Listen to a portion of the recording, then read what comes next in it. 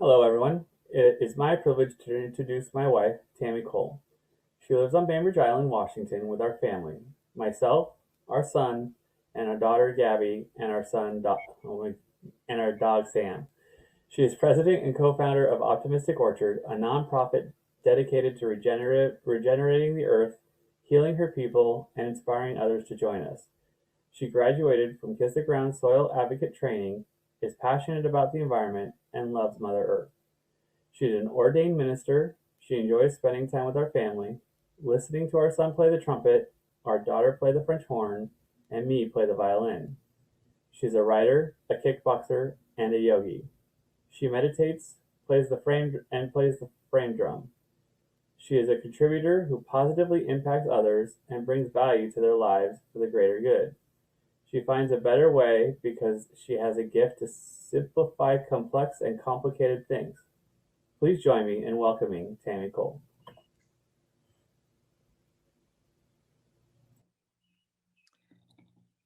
Thanks, Michael. Give me 1 second. There we go. Thank you for that introduction, babe. You're the best person I could partner with on this journey.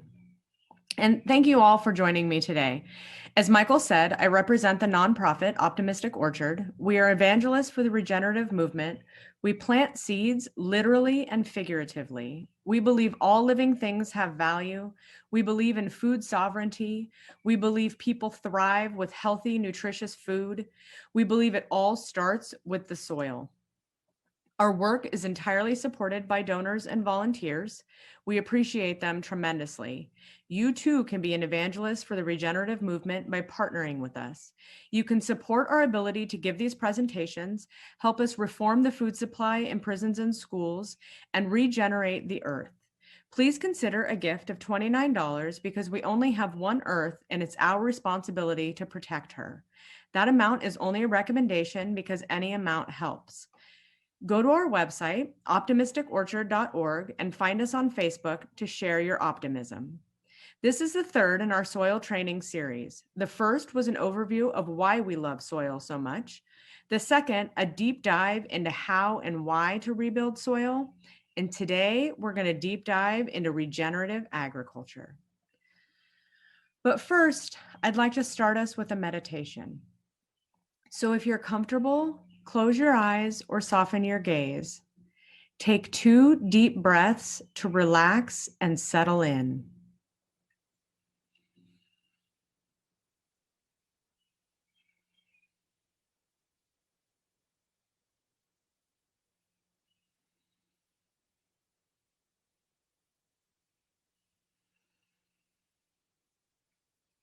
Picture yourself walking down a country road.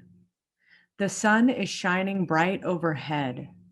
There's a light breeze blowing, but sweat is starting to bead up on your forehead. It's a hot summer day. You see a ranch on one side of the road. It has mostly bare, dry, brown dirt. There's a few patches of dry grass, but not very much. You can see the heat waves rising up off the ground, shimmering. There's cattle here and there, but no sense of a herd. And they seem kind of skittish and jumpy. You reach down to touch the soil, but it falls through your fingers, breaking apart easily. It's hot in your hands. Then you notice another ranch on the other side of the road. You cross over to get a closer look. It has lush green grass with wildflowers springing up and trees all over. The cattle are grouped together, peacefully grazing as a community in the shade of a beautiful tree. You bend down and put your hand near the grass. It feels cool to the touch. Now consider these 2 options. Which field do you enjoy more? Which field do you think the cattle prefer? Which field do you think is more beneficial to the environment? Which field would you like to leave to future generations? What are you willing to do to ensure your choices are supported?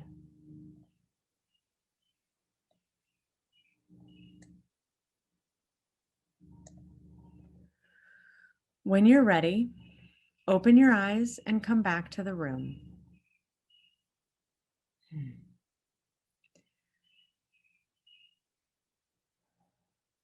If you've seen our other trainings, you heard about how in 2007, Michael did a project measuring the trash at our house. We were stunned and ashamed by how much we consumed and wasted. So we shifted our lives to focus on sustainability. But it never felt like enough. Then we watched the movie Kiss the Ground at the end of 2020, and it blew our minds. Learning that we have a solution, soil, felt like a secret that's too good to keep. It reduces natural disasters. It revives farmer prosperity and security. It replenishes water sources and water cycles. It recovers biodiversity and ecosystem health. It restores fertility and human health. It reconnects humanity, and it reverses global warming. So our family started Optimistic Orchard as a way of contributing to the solution instead of being part of the problem.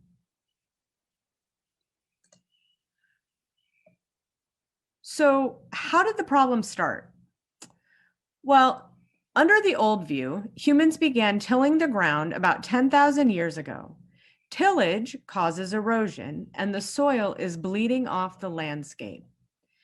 Places that haven't been plowed are around 5 feet higher than those that have.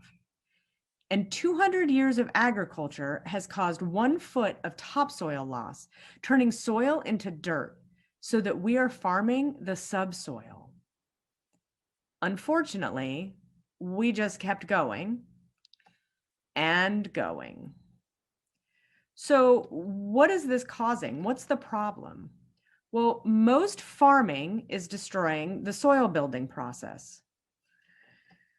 Most ranching is also destroying the soil building process.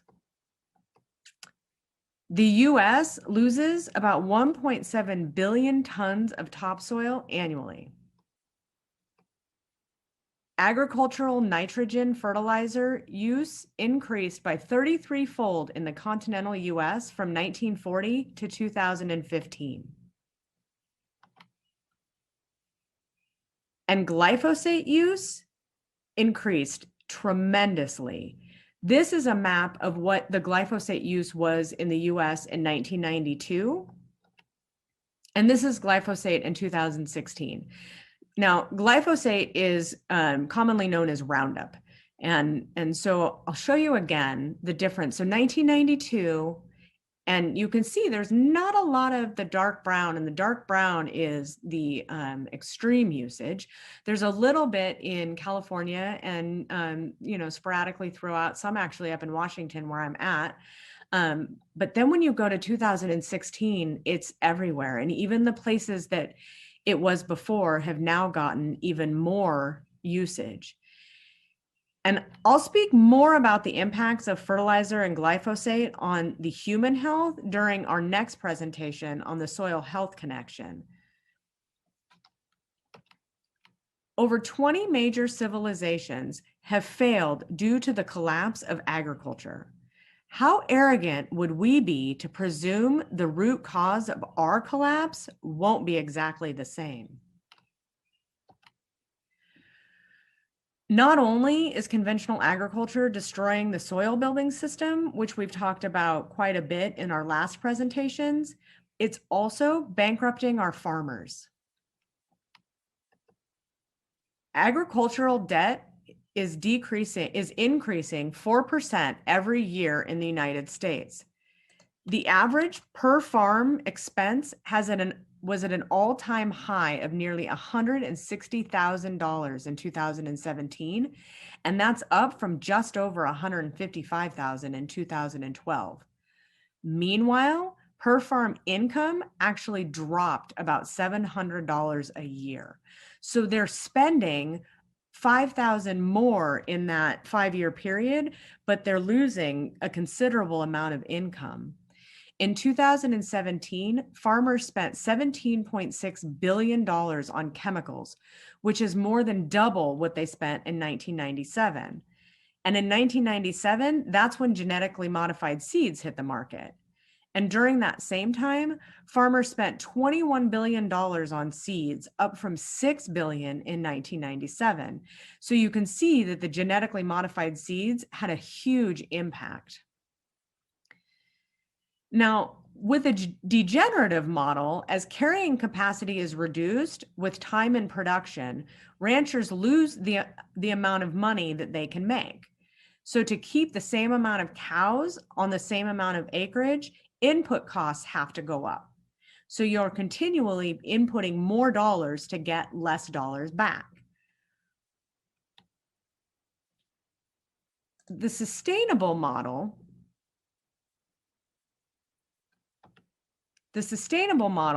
means that you're able to being used without completely using up or destroying it, which sounds good, except that means that if you're lucky, your input costs are sustained as well.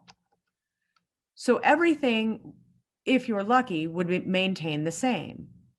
Now, when we talk the regenerative model, you've got more biomass plus more cattle plus more profits plus zero input costs equals more abundance, and input costs go down.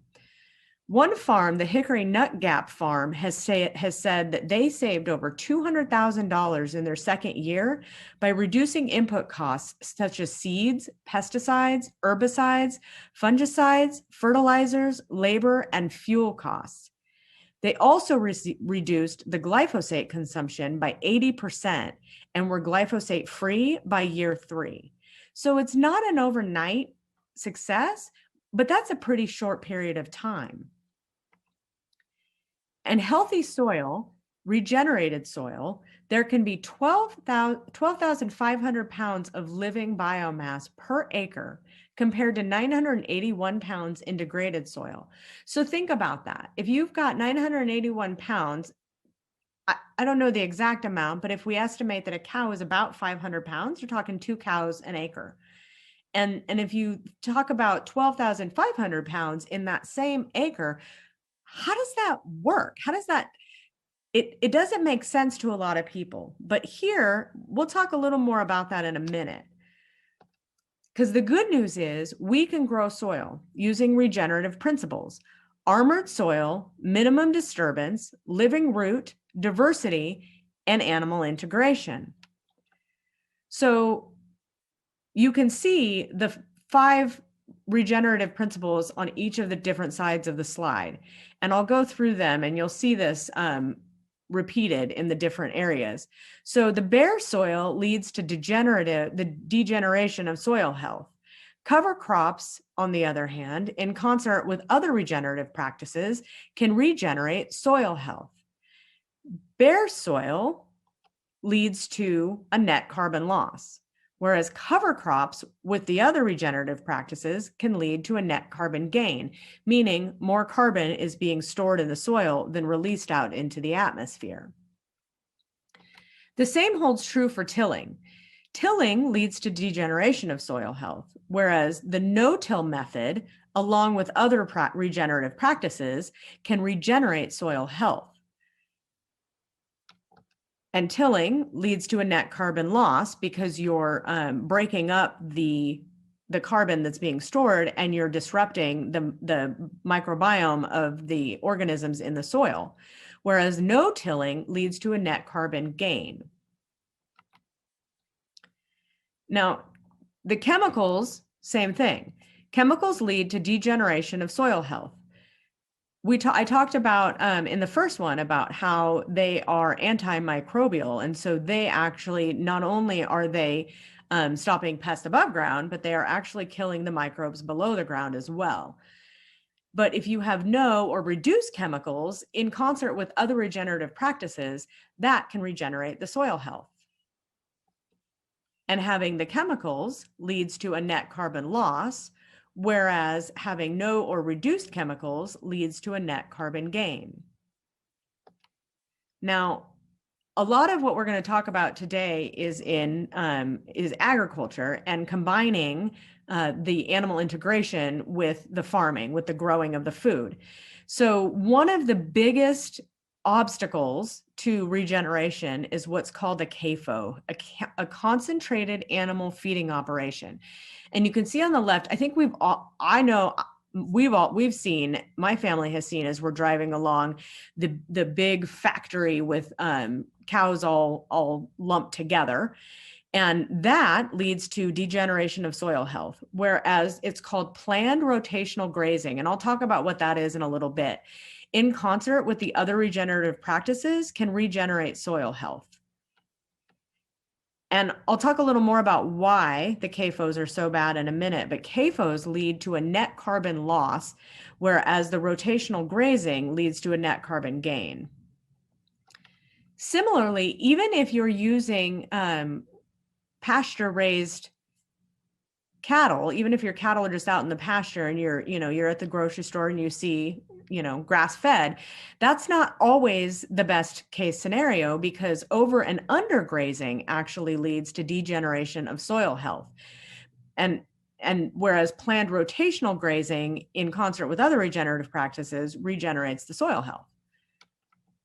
And the over or under grazing, again, net carbon loss, whereas planned rotational grazing leads to a net carbon gain. And there's even a difference in the type of plants that you plant. Annuals are plants that have to be planted every year, which often means more disturbance like tilling, which is more likely to increase the CO2 emissions and reduce water infiltration. Whereas perennials, which are they regenerate every year, they lead to lead to soil regeneration. Now, the problem, again, not all perennials are created equal, because many monocrop perennial systems leave vast amounts of bare ground and contribute to degradation of the soil as well. So the best option is a polycultural perennial system where you integrate multiple species of plants together. And annuals lead to a net carbon loss, whereas perennials, again, a net carbon gain. Some of the other things, windbreaks are important, because wind erosion happens when air isn't blocked. So when you see these big open fields that have nothing in between, then it's easier for the soil to get eroded off of the land. Whereas if you have windbreaks that are breaking up the wind speed on the ground and it keeps it at a minimum, that reduces the amount of wind erosion. So that's really helpful as well. One of my favorite things, our family has started getting really into composting and the benefits of composting and the different types of composting. And at some point, we've talked about, at some point, we're going to do a presentation specifically on composting, because I could go on about that all day. But just quickly, organics in the landfill is the second biggest source of methane in our atmosphere. Organic material, food, in landfills creates so much methane because it is anaerobically digesting. It's decomposing in the air without air. So it's just in one big pile together. So compost doesn't do this and can be regenerative, probiotic to the soil. It jumpstarts the increased photosynthetic capacity of plants. Compost also increases the amount of sugars plants are feeding to the underground organisms. Compost increases photosynthesis and therefore the ability for plants to sequester carbon and build back soil structure. So that was what we were talking about in some of our last presentations, with the importance of the photosynthesis and having all of the microbes in the soil. And one thing that we haven't talked about in any of our presentations yet that is actually really important, and it's something that we're going to be working on more, is the difference between a vacant lot and a regenerative city garden. So when you see a vacant lot, it's just dirt, right? And so it's a dry, bare soil, which is exothermic, which means it's releasing heat. Whereas covered soil is endothermic, which means it's absorbing heat.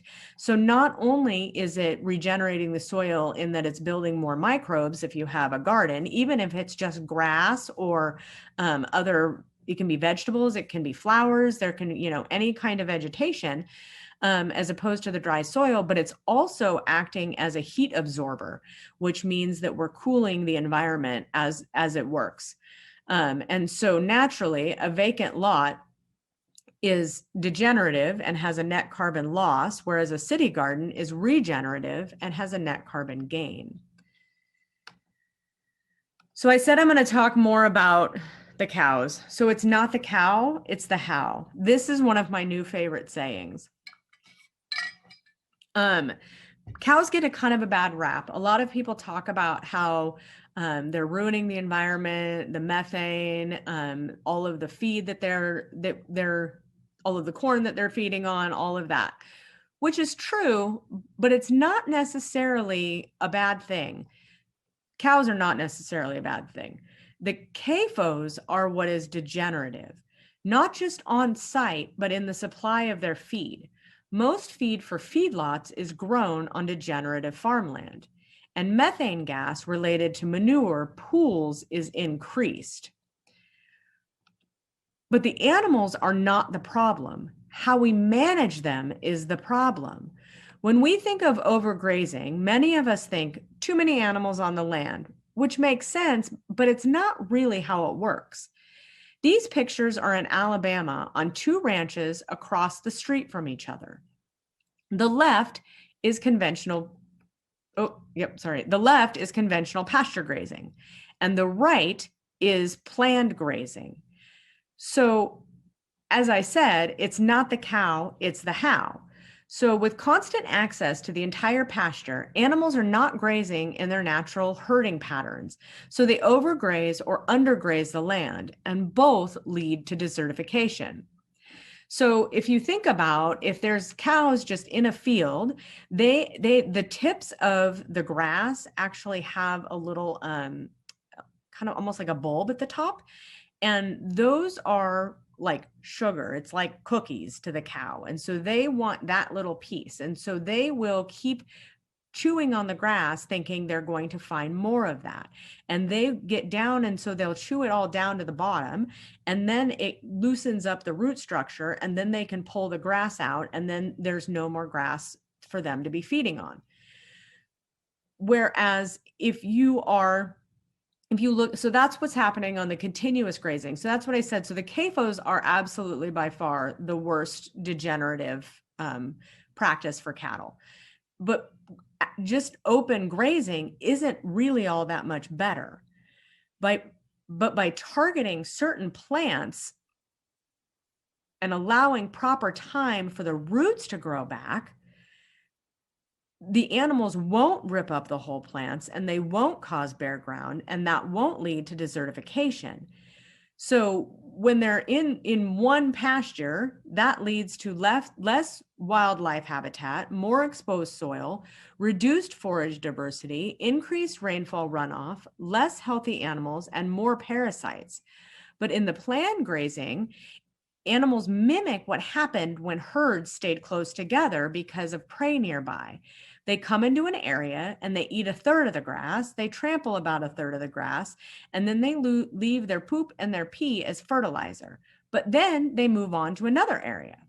So this allows recovery of the grass and has a major regenerative impact on the land. And this leads to better wildlife habitat, more microbial diversity, increased rainfall absorption, more carbon sequestration, healthier animals, and fewer parasites. So desertification by over and undergrazing disrupts the soil energy cycle. Less grassland means less solar energy is captured, converted to carbon, and deposited in the soil via plant photosynthesis.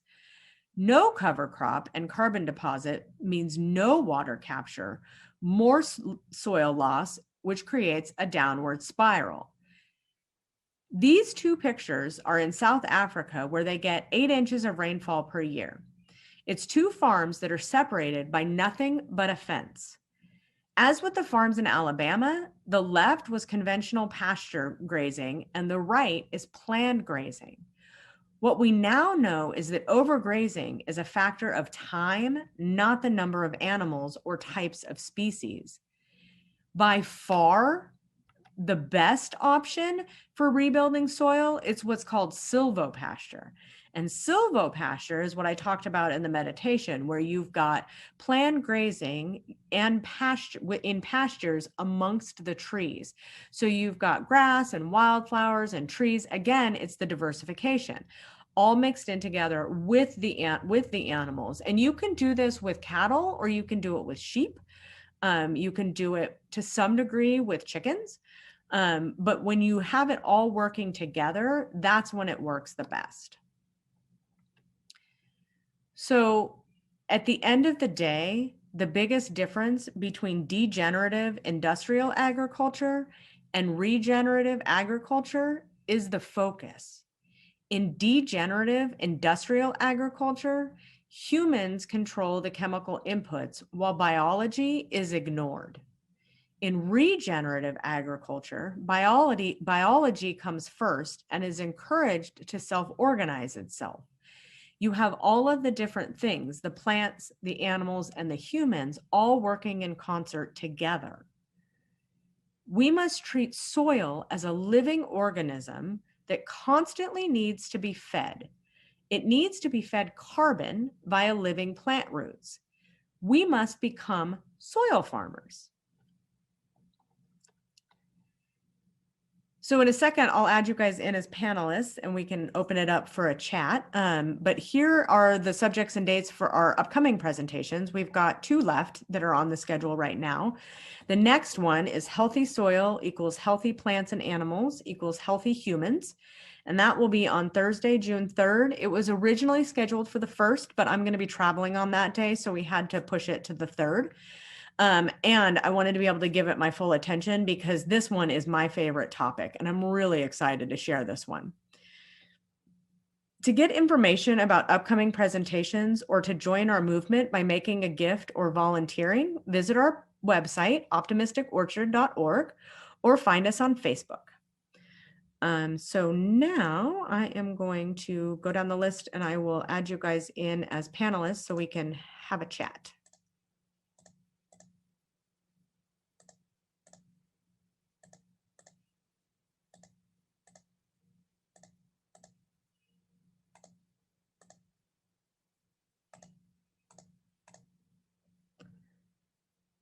And I will stop sharing so I can see everybody's beautiful faces.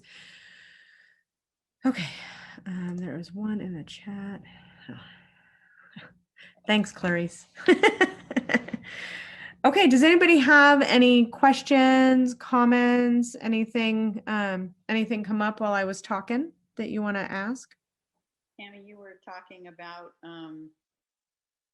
like when you go to the store and it says, grass-fed isn't always the best. How do you know what to purchase and where to purchase it? So that's a good question. So there's honestly, there's very little regenerative meat in the grocery stores right now, which is unfortunate. It's part of why we do what we do and why we're talking about this is to get the word out. The best way is to find a local farm that you can work with. We actually, our family we bought last year, we got a half a cow. And we have a freezer. And so this year we're actually talking about getting a whole cow because we ran out and it was so delicious. So you can do that. And when we got the half a cow, we went in with somebody and we have a friend who was doing it. And so we got half a cow and they got half a cow and it worked out really well. So you can get to know a farmer. Another thing you can do is most farmers markets now have meat, not just fruits and vegetables. They have meat as well. And then the other thing is, if you go on our Facebook page, I posted a link to a map that I had talked about earlier, I think in the first presentation, that has where you can find a regenerative farm and you can talk to them about where they sell their meat and you can talk to them about how you can help get them in grocery stores, and you can talk to your grocery stores, talk to the butcher and ask them if they have any. And if they don't, you can suggest that they do. And at this point, really the only way to get, I mean, it's sort of like when we started, a decade and a half ago with the organic movement, that the more consumers are asking about it and the more they're pushing for it, the more it will get. But honestly, the best way and the cheapest way is to find a farm and get to know the ranchers that you're working with, that you're buying from, and ask about their practices and see and if they don't have those kind of practices, send them our way. We can talk to them. I can get them some resources. I have some contacts with some big ranches that have gone. There's one, my soil hero, Gabe Brown, is one who in the Midwest has converted, I don't even know, I think he's got 1,000 acres now that he's converted to all regenerative, and is he was on the verge of losing all of his farms, and there's a couple others that have and have managed to like buy back some of their land by implementing regenerative practices. So I guess that was a very long answer to say, talk to people really is the best way to find out. But that map that I posted is a good way to start, to look and see if there's one near you. And if not, there are actually several that you can get online. There are places you can order them and have them shipped to you.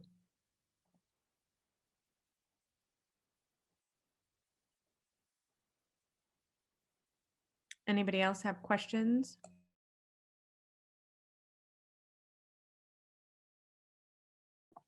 Hi, guys. I don't have questions, but I just wanted to say thanks so much for doing this one. I love all of the ones that you guys have done, but me and John Ree were just talking today about trying to find like a local butcher, because when we went home to Oregon, we stopped at the butcher in town and brought meat back with us because we liked it so much. So I'm definitely going to check out that link that you said is on the website, because we were just talking about that this morning. Yeah, it's and if you find out about the other thing is that if you find out about a regenerative farm or regenerative ranch and they don't know about the map, encourage them to get on the map, because that's the other thing, is that helps drive people to them as well. So it helps people find, but it also helps get them more exposure, which is really helpful. Tammy, we found that the ones around us are more expensive, and you were saying it's actually less expensive for them to do this. Why is it so much more expensive? So part of the problem is policy, because so one of the ways that you can, there's a couple of things that ways you can drive down the price. One is for it to become more popular, so that it's more prevalent, right? Because then the demand is there and the supply is there, and all of that kind of stuff. But the other part of it is government policies. And it is cheaper for them to do it regeneratively, because eventually it does take time, because you have to wean off of all of the pesticides and the fertilizer and everything else that's going into things, and the feed and all of that. But there are a lot of government policies in place that subsidize the non-regenerative practices. One of the things I'm actually working on right now is so there's this, it's called the Farm Bill, which every 5 years, and the last one was 2018, the next one will be coming up in 2023. And the Farm Bill is what it sets the whole, and actually I'll talk more about this in the next one, in the health, because it has a lot to do with our food supply, but I'll just touch on it now.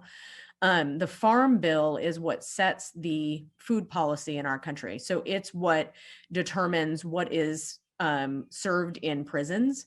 It determines what level of, like, what are the recommended practices for farmers and ranchers and then the insurance companies look at that. And so if they're following the recommended guidelines, then they can get crop insurance. And then it actually sets a minimum price for commodities like corn and soy and other products like that are monoculture. And so it started back in after the Dust Bowl. They were trying to encourage farmers to farm, and nobody wanted to farm because there was no soil and they didn't know what they were doing. And so they actually have, some of the policies have made it really difficult to actually grow soil and make it better.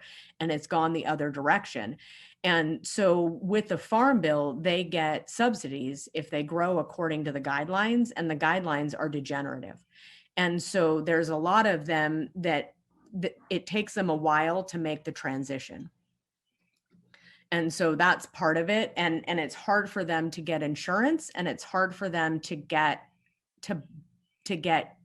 insurance on their cattle. And so then they're left with less cattle, or they're left with, and a lot of times they're in the process of rebuilding. So they may be following regenerative practices to rebuild the soil and rebuild the cover crop and rebuild the grass, but it takes time. And in the meantime, they still have to use the feed. And the feed is extremely expensive, especially if you're not in a CAFO. And so it's unfortunately another one of those instances where people are not paying the environmental impact when they're buying the meat that comes from a CAFO or even from the grass fed. And so then those of us who care about the environment end up paying more. So one of the ways that you can fix that, change that, help that, two ways. We go back to voting with your dollars and voting with your votes. Go to the polls, vote for people who are going to change. I think I started by saying that I'm working on with Kiss the Ground it's called Regenerate America. And I'm going to be working on from their garden perspective and working with garden organizations to get the word out, so that people will, and there are other people working on the agricultural end of it, so that people will let their legislatures know that they want them to vote for a regenerative package in the Farm Bill. So that's one of the things that people can do, is to let your legislatures know that you support this, and you can write them letters, and you can do calls, and you can support campaigns, and you can support organizations like us and Kiss the Ground, and try to get the word out. I'm going to be working with Kiss the Ground, and then another one is the Million Gardens movement is another one that we're going to be working with to get the word out about regenerative gardening and farming, so that the more people who know and the more people who care and the more policy changes that are made, the cheaper it will become.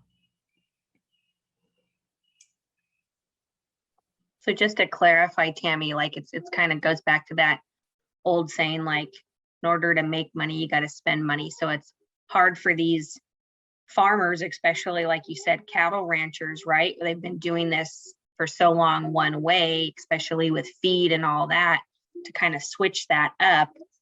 They kind of have to find that balance as they're weaning off all the pesticides and everything, right?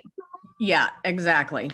Okay. It just takes time. Understand more, because me and Clarice come from Klamath County, and so it's a huge ranch community, and we have quite a few people that we're connected in some way, shape, or form out there.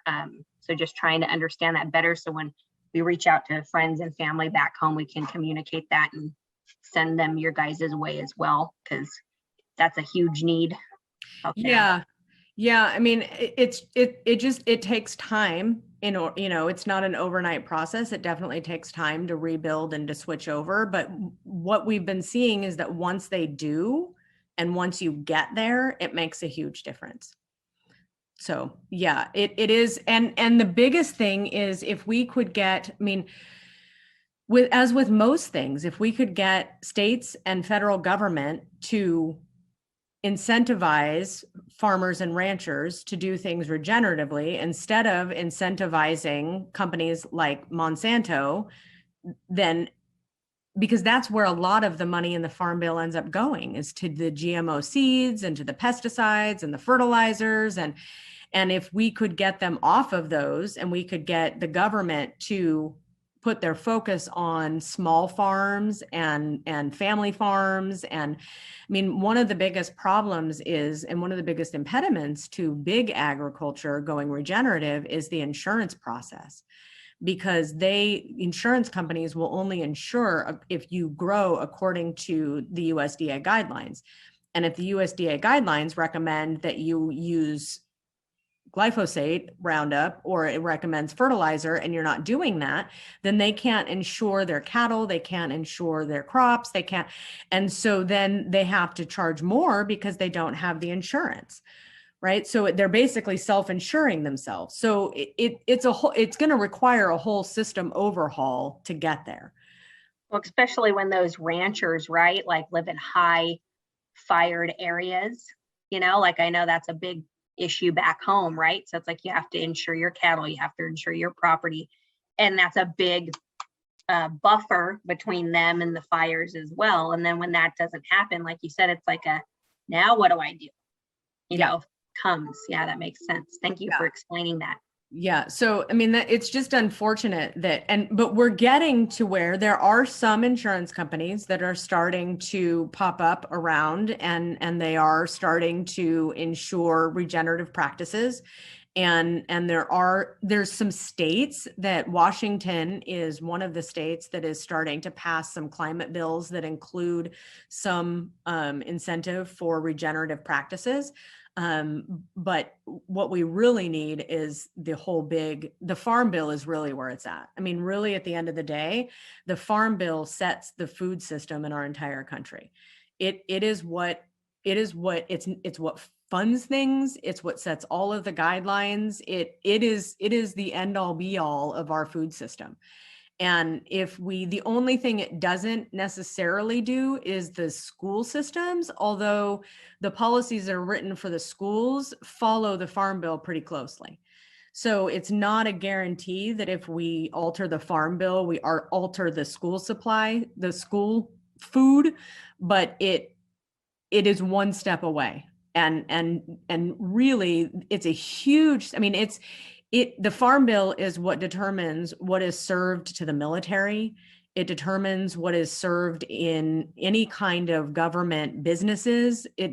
All of it. And then it also subsidizes monoculture, and it subsidizes people who use glyphosate, and it subsidizes people who use fertilizers, and then the insurance companies all follow. I mean, think about, like, if we're talking about right now with what's going on in the current news, the CDC comes out with new guidelines about what to wear, what masks to wear, and businesses fall in line, right? Like that's kind of how it's set. And so the Farm Bill sets the practices and everybody else just falls in line. And they're all just doing the best. And a lot of these farmers are on the verge of losing their farms every year. And so they have to do whatever they can do to keep going. So that's the biggest, if we can get the government to incentivize in the positive instead of the negative, that'll make a huge difference. And can the Farm Bill outlaw things? That's a good question. I don't know the answer to that, whether it sets, I'll have to look into that and get back to you, because it sets policy. So it sets like minimum. My gut says yes. I would have to do some more research to be sure, but my gut says yes, because it says it sets policies. So they could theoretically say you cannot get government funding if you are using. So it wouldn't necessarily outlaw it. Like they wouldn't necessarily say you can't have. That would be that would have to happen in concert with the EPA and other organizations that would, because it's a health hazard and things like that. But they could say that you cannot get government funding if you use glyphosate. They could do things like that for sure. And that would help with the school system too. Yes, it would. That would have an impact on that, because that's the other thing. And I'll talk more about this in the health one, but glyphosate is not just on farms. It's in parks, it's at schools, it's everywhere. I mean, anywhere you see. We were just at Home Depot yesterday, and they've got a ginormous display of Roundup right there for, and I'll talk more about why it's so bad in the health one, but it is one of the biggest impediments, because it's not only is it killing weeds, it's also killing the microbes in the soil, which is the number one cause of degenerating the soil. You can Is also, that kind of, oh, sorry, Michael. oh, it's okay. Yeah, you Is can that kind of like Teflon? Yes. Like, Yeah, it's the same thing. It's the same concept, right? It's a chemical that they thought wasn't going to hurt us. Turns out totally going to hurt us. Michael, what were you going to say? Oh, I was just gonna say that they use it also as like a processor instead of like growing with, so they can say not grown with glyphosate. I can never say that word. They can say not grown with it, but then use it like in brewing. They would spray it on the barley to dry it, but because it wasn't grown with it, they can say it's not grown with it, and then you think that you're buying a product that doesn't support the system, and then you actually are. Mm-hmm. Yeah, that's because of the wording that they're using, right, guys? Mm-hmm. Like Yes, you have greenwashing. to be really careful. Yeah, that's a good point. That's a good point. Any other questions? Not from this side of the peanut gallery. That's one cute peanut gallery.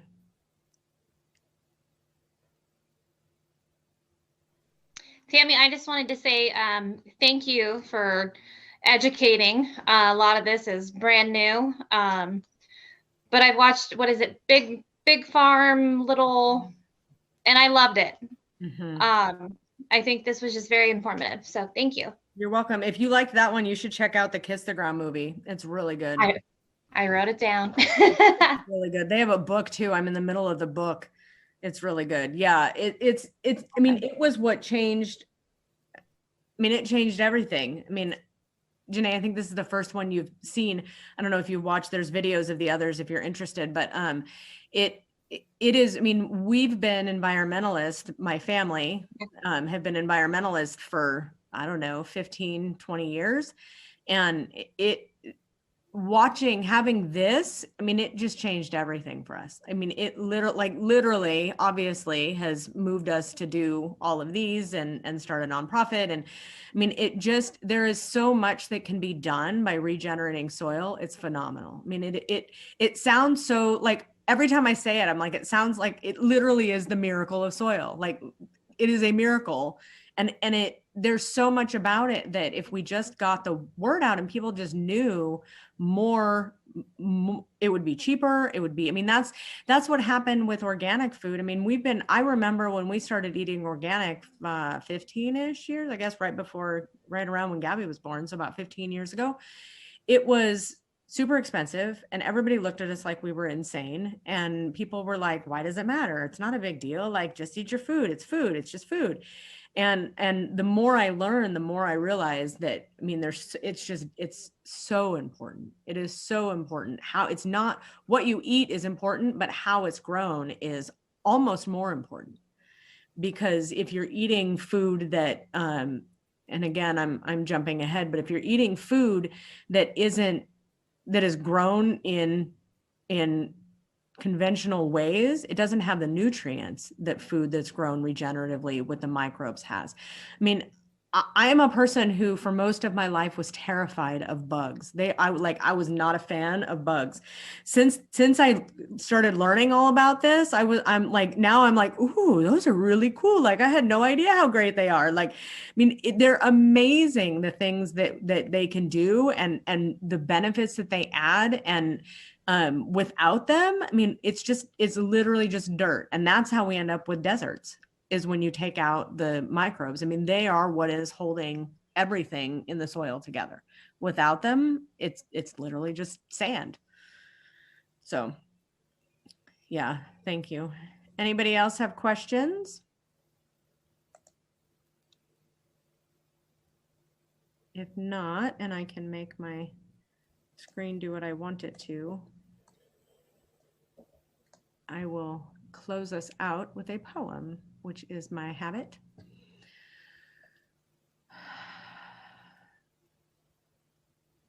This is called perspective. Doing what you've always done will get you what you've always gotten. Growth comes when you shift your perspective.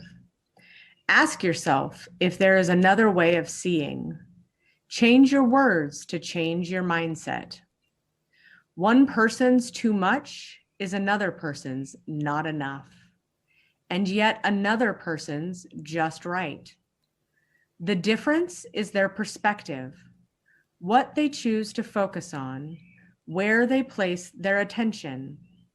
See the problem and it will follow you.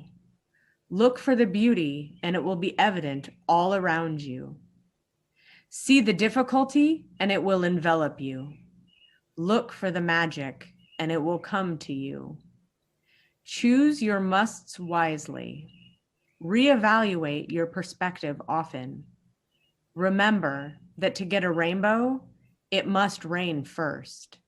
And to get a butterfly, the caterpillar must first completely transform. Thanks everybody for joining us today. I love talking about this stuff. If you ever have questions or anything you want to reach out, you can find us on our website at optimisticorchard.org or on Facebook, or you can email us at optimisticorchard@gmail.com. Thanks, everybody. Tammy. Thank you guys. Have a great weekend. Thank you. Thank you. Thank you.